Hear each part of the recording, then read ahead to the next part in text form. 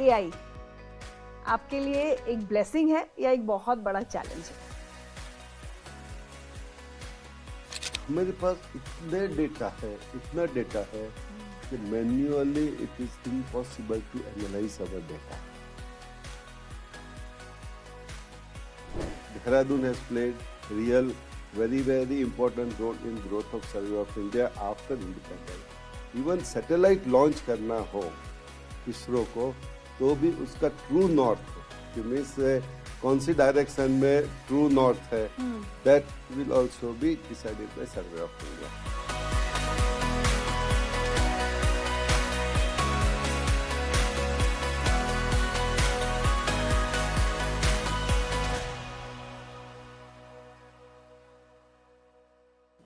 नमस्कार, मैं हूं रुचा अनिरुद्ध और स्वागत है आपका उत्तराखंड एट 25 में द टाइम्स ऑफ इंडिया की एक विशेष और सोची समझी प्रस्तुति. आज हम बात कर रहे हैं उन लोगों से जिन्होंने अपनी लीडरशिप से नए लक्ष्य तय किए और राज्य को नई दिशा में अग्रसर किया. पिछले 25 साल इस राज्य के लिए सिर्फ समय का एक पैमाना नहीं बल्कि बदलाव, निर्माण और उम्मीद का एक प्रतीक बन गए हैं. और ये सारी बातचीत उसी सफर पर नजर डाल रही है. तो चलिए शुरू करते हैं Uttarakhand at 25 the times of India की एक विशेष प्रस्तुति. और अब मेरे साथ जुड़ रहे हैं श्री हितेश कुमार एस मकवाना जी, 1995 बैच के इंडियन एडमिनिस्ट्रेटिव सर्विस के अधिकारी जो इस समय सर्वे ऑफ इंडिया के सर्वेयर जनरल ऑफ इंडिया के पद पर नियुक्त हैं. सिविल इंजीनियरिंग और इकोनॉमिक्स में एकेडमिक बैकग्राउंड के साथ आपने इंडियन स्कूल ऑफ बिजनेस से advance management programme in public policy भी किया है. और 33 साल के अपने विशिष्ट सेवा काल में आपने देश के urban governance, disaster rehabilitation, border management और हाउसिंग सेक्टर्स में महत्वपूर्ण योगदान दिया है. तमिलनाडु में सुनामी रिहैबिलिटेशन प्रोजेक्ट के प्रोजेक्ट डायरेक्टर से लेकर मिनिस्ट्री ऑफ होम अफेयर्स में एडिशनल सेक्रेटरी तक आपकी लीडरशिप ने हमेशा ग्राउंड लेवल इम्पैक्ट और नेशनल विजन दोनों को साथ लेकर काम किया है. आइए आपसे जानते हैं उनके अनुभव का सार और किस तरह वो देश के भौगोलिक डेटा और इंफ्रास्ट्रक्चर को नए दौर में ले जा रहे हैं. हितेश जी, बहुत बहुत स्वागत है आपका उत्तराखंड एट 25. नमस्कार. हितेश जी, मैं सोच रही हूँ सबसे पहले तो सब आम लोगों को, सबको सिंपल शब्दों में हम समझा दें, सर्वे ऑफ इंडिया का काम क्या होता है? नमस्कार.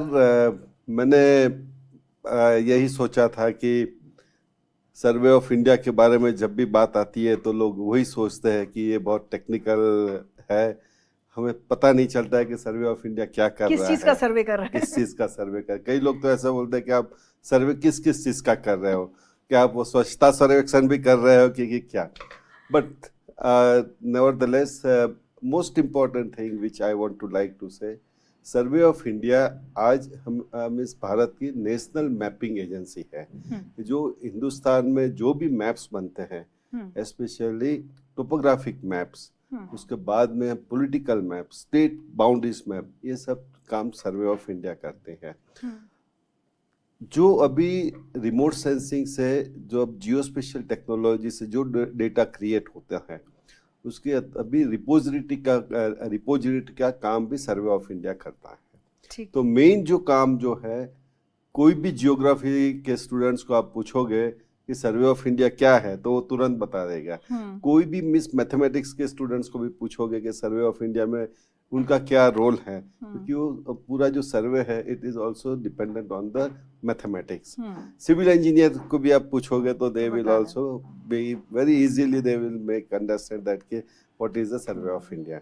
तो हमारा जो काम है वो देश की टोपोग्राफिक सर्वे करने का काम है, टोपोग्राफी के मैप्स बनाने का काम है. और मुझे नहीं पता कितने लोगों को पता होगा कि सर्वे ऑफ इंडिया का हेडक्वार्टर देहरादून में है. तो एक प्राउड लेगेसी है उत्तराखंड के पास ये, of being the headquarter. So how do you see Dehradun's role in shaping India's cartographic and geospatial history? जब 1767 में ब्रिटिश ईस्ट इंडिया कंपनी ने सर्वे ऑफ इंडिया का एस्टेब्लिशमेंट किया, and that was in Kolkata. वो बंगाल प्रेसिडेंसी में सर्वेयर की नियुक्ति की थी. उसके बाद में 1796 में बॉम्बे प्रेसिडेंसी में सर्वेयर वाज अपॉइंटेड। उसके बाद में 1810 में मद्रास प्रेसिडेंसी में सर्वेयर के अपॉइंटमेंट किया गया था। वो टाइम पे जो मेन फंक्शन था कि ईस्ट इंडिया कंपनी कितना ज़्यादा रेवेन्यू, लैंड रेवेन्यू कलेक्ट कर सके, तो उसके लिए वो सर्वे कराना चाहते थे। That's why surveyor's were appointed. और सर्वेयर जनरल ऑफ इंडिया की पोस्ट 1823 में क्रिएट हुई और तब से उसका हेडक्वार्टर 1823 से 1940 तक कोलकाता था। अच्छा। जब 1911 में ब्रिटिश इंडिया का कैपिटल दिल्ली बना, तब से वो बात चल रही थी कि कोलकाता से उसका मीन्स हेडक्वार्टर दिल्ली में किया जाए। तो 1940 में जब सेकेंड वर्ल्ड वॉर चल रहा था, वो टाइम पे सर्वे ऑफ इंडिया के हेडक्वार्टर दिल्ली में बनाया गया। बट दिल्ली में वो टाइम पे जो आर्काइवल की इश्यूज थे, मैप आर्काइवल के, तो ऐसा लगा कि मिस दिल्ली की आबोहवा, जो उसका जो क्लाइमेट है, वो मैप आर्काइवल के लिए सूटेबल नहीं है, तो इसलिए हमें दिल्ली से कहीं और जाना चाहिए। तो 1950 में उसका हेडक्वार्टर दिल्ली से शिफ्ट होकर मसूरी हुआ और मसूरी में देन हमें sufficient space was also not available and map archival के लिए बड़े बड़े बिल्डिंग्स बनाने थे, वेरियस एनवायरमेंटल रेगुलेशंस और हिल एरिया की वजह से वो नहीं हो पाया। तो एक साल में 1951 में सर्वे ऑफ इंडिया के हेडक्वार्टर देहरादून में बना। 1952 से हम लोगों का नाता देहरादून से एकदम अलग तरीके से शुरू हुआ। बट नॉट ओनली दैट, उससे पहले जो जियोडेटिक रेफरेंस फ्रेम कंट्री की जो बन रही है, उसका हेडक्वार्टर भी देहरादून था।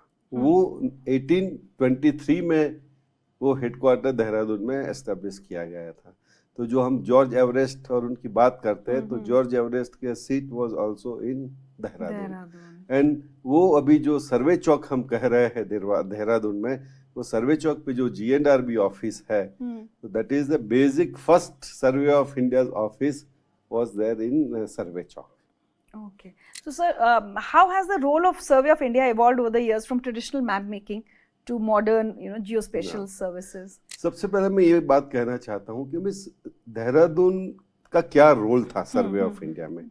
एज मैंने बताया कि सबसे पहले जो हमारी नेशनल जियोडेटिक रेफरेंस की जो ब्रांच थी, उसका हेडक्वार्टर देहरादून में 1823 में बना गया है।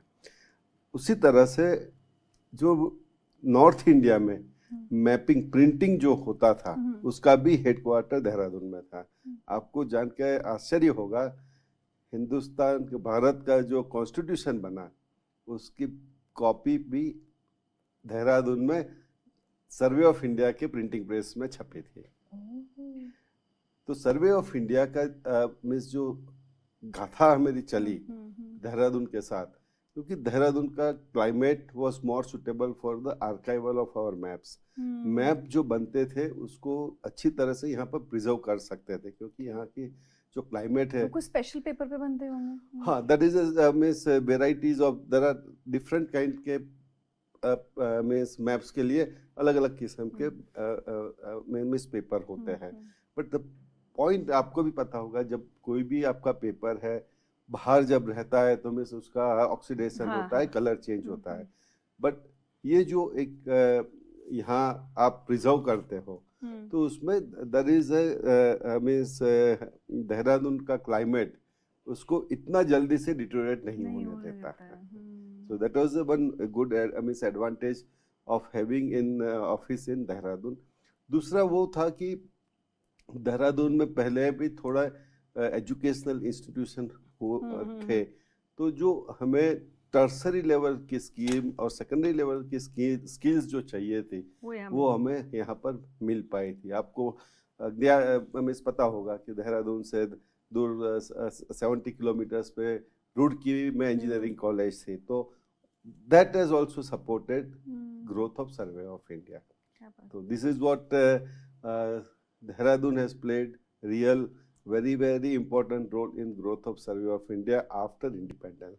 Plus यहाँ जो हमें इंफ्रास्ट्रक्चर चाहिए था, रोड है, इलेक्ट्रिसिटी है, वाटर सप्लाई है, ये सब यहाँ पर गवर्नमेंट ने भी हमें बहुत सपोर्ट किया और अच्छी तरह से we could also grow year. एक टाइम ऐसा था कि सर्वे ऑफ इंडिया के more than 3,000 employees were living in Dehradun. Oh. So that time, Survey of India was one of the employment generation in generator in Dehradun.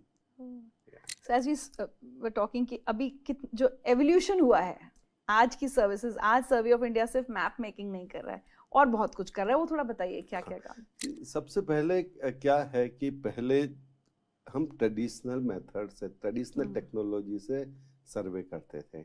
जैसे हम use करते theodolite use करते थे, compass use करते थे, हम लोग चेन यूज़ करते थे, वो यूज़ करके मैप्स बना चाहते थे। वो टाइम पे आपको भारतवर्ष का मैप बनाते बनाते हमको 70-80 ईयर्स लगे थे, क्योंकि हम जो वो टाइम पे जो अच्छी टेक्नोलॉजी थी वो यूज़ करते थे। बट अभी जो मॉडर्न टेक्नोलॉजी आई है आफ्टर स्पेस टेक्नोलॉजी और geospatial technology,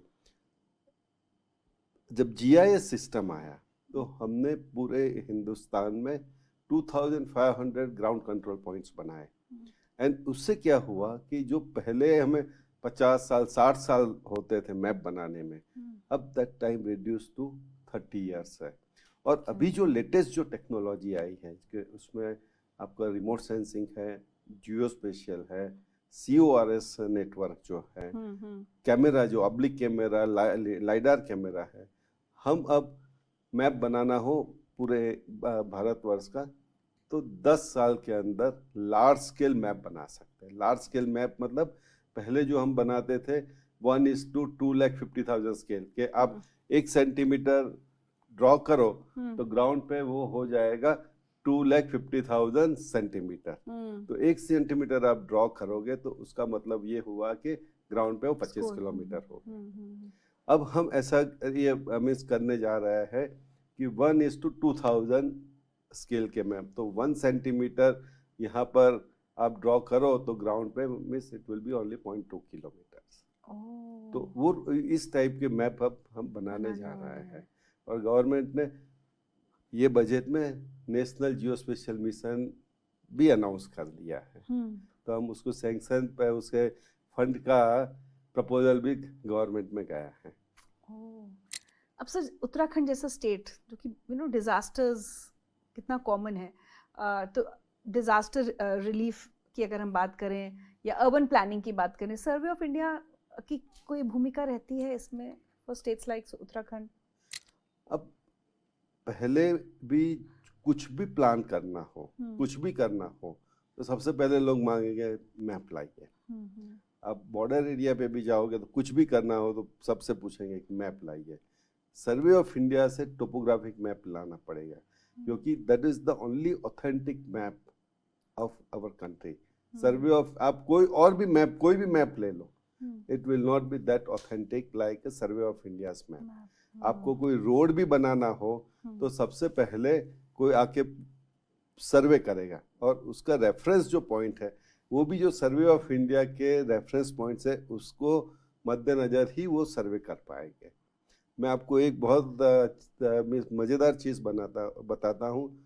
even satellite launch करना हो इसरो को तो भी उसका ट्रू नॉर्थ, कि मीन्स कौन सी डायरेक्शन में ट्रू नॉर्थ है, that will also be decided by survey of India.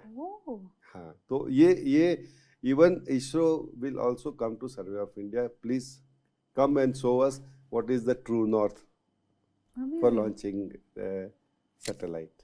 क्या बात है, हम लोग को कई बार कितने इंपॉर्टेंट ऑर्गेनाइजेशंस के बारे में उतनी नॉलेज नहीं होती, उतना पता नहीं होता, क्योंकि हम भी पहले बाहर नहीं ज़्यादा निकलते थे। हम भी ज़्यादा वो उसको एक थोड़ा एक कंजर्वेटिव ऑर्गेनाइजेशन था, तो लोगों से इतना मिलना जुलना हम लोगों का नहीं था। स्टेट गवर्नमेंट के साथ इतना हम जोरों से जाके प्रोएक्टिवली जाके बात नहीं करते थे। बट अभी government has understood the importance of survey of India and this geospatial technology. तो अभी एक नया मीन्स पैराडाइम शिफ्ट हुआ है कि सर्वे ऑफ इंडिया जो पहले इनवर्ड लुकिंग था, कंजर्वेटिव था, तो हम अभी बाहर जाके स्टेट्स की मिनिस्ट्रीज को, उनकी एजेंसी के साथ हम कोलैबोरेशन अब कर रहे हैं। क्या बात। हमारा उत्तराखंड गवर्नमेंट के साथ भी लार्ज स्केल मैपिंग के लिए MOU साइन हुआ मैं है। वही आपसे पूछने वाली थी कि क्या कोई प्रोजेक्ट स्पेसिफिकली उत्तराखंड के लिए चल रहे हैं क्या, लाइक चार धाम कॉरिडोर या कुछ और? सबसे पहले मैं ये आपको बताना चाहूँगा कि survey of India was the first organization which created tracking map for this our चार धाम, ओके। केदारनाथ, बद्रीनाथ, गंगोत्री, यमुनोत्री के जो ट्रैकिंग मैप थे, that was also created by Survey of India in early 50s। उसके बाद में हमने जो गंगा का रिवर गंगा है उसके दोनों साइड पे 5 किलोमीटर के यूजिंग एयरक्राफ्ट हमने उसके डेटा तैयार किए हैं। That was basically for purpose was that national hydrology project था। नेशनल हाइड्रोलॉजी प्रोजेक्ट में they wanted to create a flood modelling, जो डिजास्टर जो मींस फ्लड आते हैं तो फ्लड का एक मॉडलिंग करना चाहते थे मींस गवर्नमेंट ऑफ इंडिया। तो वो टाइम पे नेशनल हाइड्रोलॉजी प्रोजेक्ट में सर्वे ऑफ इंडिया को उसके डेटा क्रिएट करने का काम सौंपा गया था, जो हमने तैयार करके मिनिस्ट्री ऑफ वाटर रिसोर्सेज जो जल शक्ति मंत्रालय है उनको हमने दे दिया। इसी तरह से national mission for clean Ganga, जो गंगा स्वच्छता अभियान जो है उसमें भी वो 10 किलोमीटर दोनों मीन्स गंगा के रिवर के 10 किलोमीटर पे जो जो मीन्स रेसिडेंशियल वो है, इंडस्ट्रियल है, वे there are so many other activities, सबका पूरा हमने डेटा तैयार करके भारत सरकार को दिया है। एंड अभी जो गवर्नमेंट ने पॉलिसी अनाउंस की है नेशनल जियो स्पेशल मिशन, नेशनल जियो स्पेशल पॉलिसी में, कि जो भी डेटा पब्लिक फंड से तैयार हुआ है सर्वे ऑफ इंडिया का सब data any government agency can use it free of cost. तो स्टेट गवर्नमेंट को भी हम ये डेटा फ्री ऑफ कॉस्ट देते हैं। हमारे जितने भी मैप्स है स्टेट गवर्नमेंट की एजेंसीज, रिसर्च यूनिवर्सिटीज, सबको फ्री ऑफ कॉस्ट देते हैं। और हमने उत्तराखंड में अंडर स्वामित्व प्रोग्राम 7000 आबादी एरिया का ड्रोन सर्वे करके वहाँ पर रिकॉर्ड ऑफ राइट्स लोगों को स्टेट गवर्नमेंट ने दिया है। सो जो हम लैंड रिकॉर्ड्स मॉडर्नाइजेशन की बात करते हैं, Uttarakhand has also taken lead in this. अभी इसे ये जो स्वामित्व प्रोग्राम जो था वो रूरल आबादी एरिया के लिए था। रिसेंटली भारत सरकार ने एक नक्शा प्रोजेक्ट शुरू किया है, जो स्वामित्व प्रोजेक्ट रूरल एरिया के लिए था, ये नक्शा प्रोजेक्ट अर्बन एरिया के लिए। अच्छा। तो उसमें उत्तराखंड के 4 टाउन सिलेक्ट हुए हैं।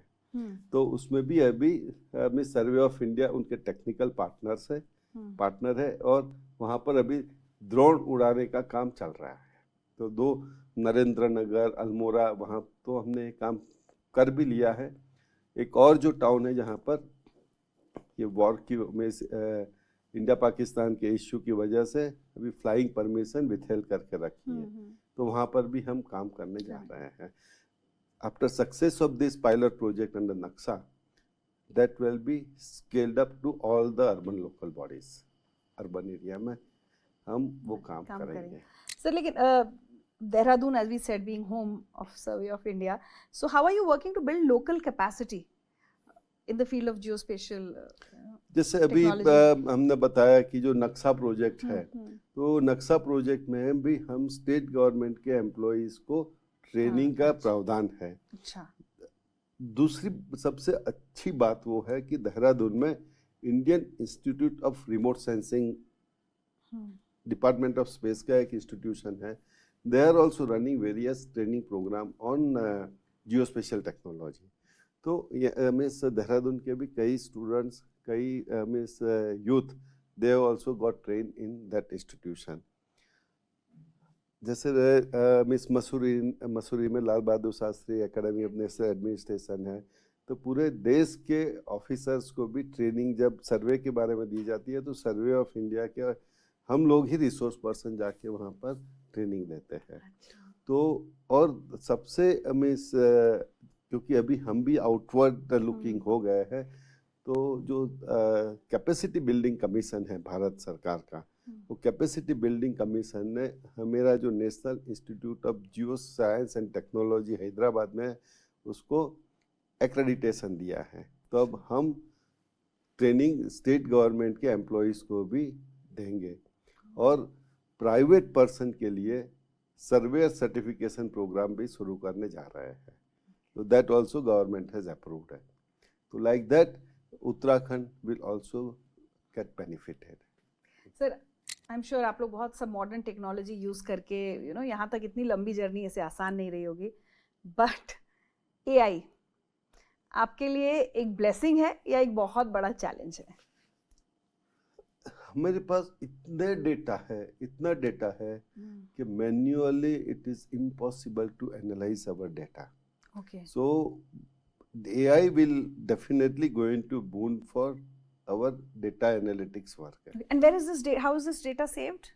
The data, we have our own storage facilities are there, and we have disaster recovery center is also there in Hyderabad. Okay. So one हमारा storage यहाँ पर देहरादून में है, it is called National Geospatial Directorate. तो वो जो भी data अभी तक हमने जियोस्पेशियल डेटा जो बना है, जो भी मैप्स बना है, उसका पूरा स्टोरेज डिजिटल फॉर्म में डिजिटल मैप। और हमारे मैप अभी जो है that is easily anyone can access on our portal, then they can download, they can take print out also.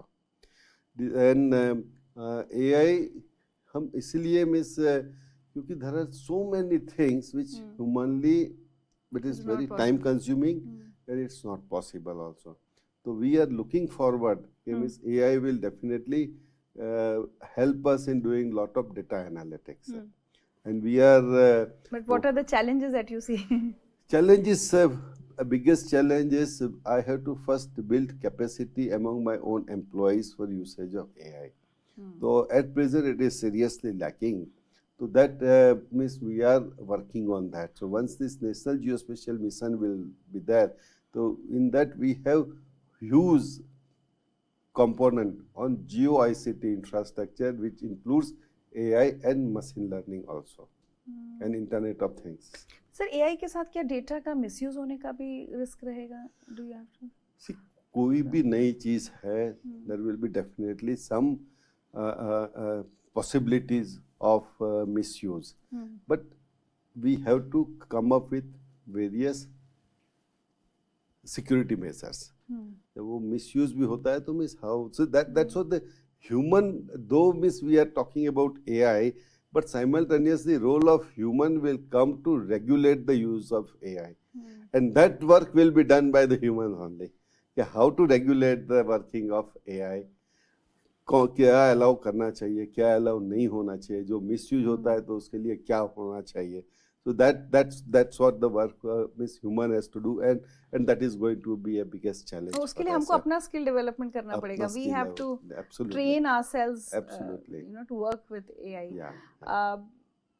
चूंकि हमारे सारे डिस्कशंस हो रहे हैं around Uttarakhand celebrating 25 years. So what is your way forward? आपका आगे का vision probably for next 5 years, 10 years?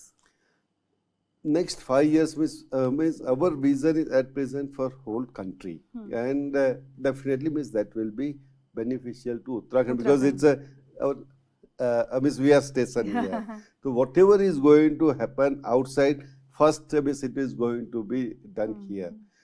Uttarakhand के लिए हम अभी जो लेटेस्ट हमने एक एक्सरसाइज की, जैसे इसको बोलते हैं CORS, continuously operating reference station.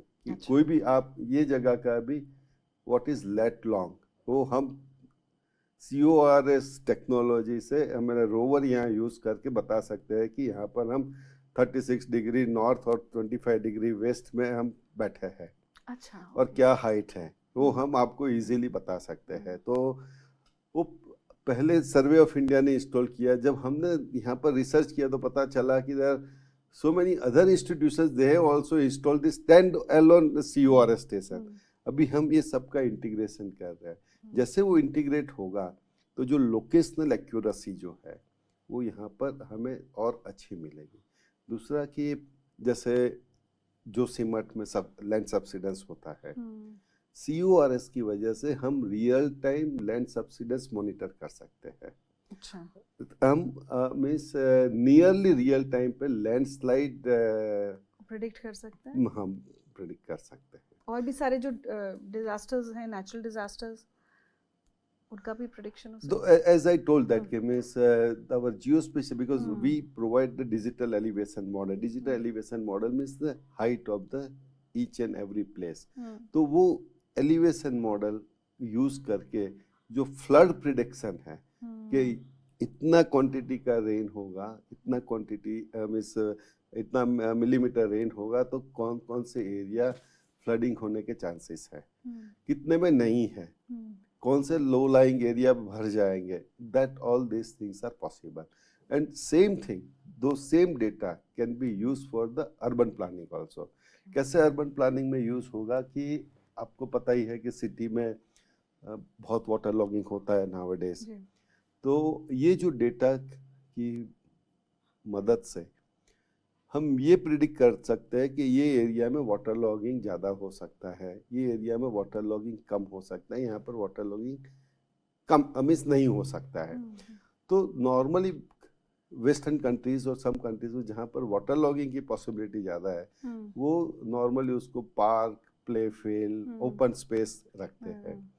जहाँ पर थोड़ा और मिस वाटर लॉगिंग की पॉसिबिलिटीज होती है, तो वहाँ पर कहते हैं कि मिस यहाँ पर आप प्लिंथ लेवल पे घर मत बनाइए, बट आप मेजिनाइन लेवल पे घर बनाए, तो नीचे you can use that for the parking and some other purpose. एंड यहाँ पर एकदम प्लेन जो है, जहाँ पर वाटर लॉगिंग की कोई मिस उम्मीद नहीं, वहाँ पर आप प्लिंथ लेवल पे घर बनाइए, तो this that area can become your residential area. जहाँ पर ज़्यादा वाटर लॉगिंग है, वो एरिया को आप park, play field, urban forest वो कर सकते हैं। और जहाँ पर मीन्स कम वाटर लॉगिंग की ये होता है, वहाँ पर आप हाइट पे घर, वहाँ पर आप FSI ज़्यादा दीजिए। सो अर्बन प्लानिंग में कितना इम्पोर्टेंट रोल इसका हो सकता है ना? That's what means because as I had means varied experience of different field, because before coming to survey of India, I was Additional Secretary Disaster Management in Government of India. Before coming to Government of India in my state, I was Principal Secretary Housing and Urban Development. So you integrated all the knowledge. उससे पहले means I was in National Mission for Clean Ganga. So that also means that's why means when I was there, that time only this project with Survey of India was conceptualized. Okay. And prior to that, I was Joint Secretary Border Management. So border में भी जो हम सर्वे कर रहे हैं, उसमें सर्वे of India का role बहुत फिनोमिनल है। हम टेक्निकल पार्टनर, दो बॉर्डर जो है इंटरनेशनल और बॉर्डर, वो मिनिस्ट्री ऑफ एक्सटर्नल अफेयर्स का काम है as per allocation of business rule, पर उनके जो टेक्निकल पार्टनर हैं जो हम हैं, तो जैसे कोई भी मैप अपना इंडिया और पाकिस्तान, इंडिया और बांग्लादेश, जब हम चाइना उसको जब आप साइन करते हैं, तो सबसे ऊपर जो है Indian ambassador and his counterpart will sign, उसके जो तुरंत नीचे जो साइन होगी, तो बोथ द कंट्री के जो सर्वे जनरल होंगे दे विल साइन। तो जो प्लेनिपोटेंशियरी लेवल पे जब साइन होती है, उससे पहले survey general of both the countries they will sign it, and then only means it will be the authentic international boundary. Interesting, आज बहुत सारी नई चीज़ें पता चली सर आपकी वजह से। So if I ask you to address the youth of Uttarakhand especially, you know, कि अब अपने आप को टेक्नोलॉजिकली कितना इक्विप करना चाहिए, you know, क्या करना चाहिए उन्हें आगे, how do you see the youth of Uttarakhand moving forward? तो आप क्या मैसेज देना चाहेंगे? As far as concerns to the youth of Uttarakhand, sky is the limit. There is a tremendous opportunities in this geospatial field. And Survey of India is headquartered being in Dehradun.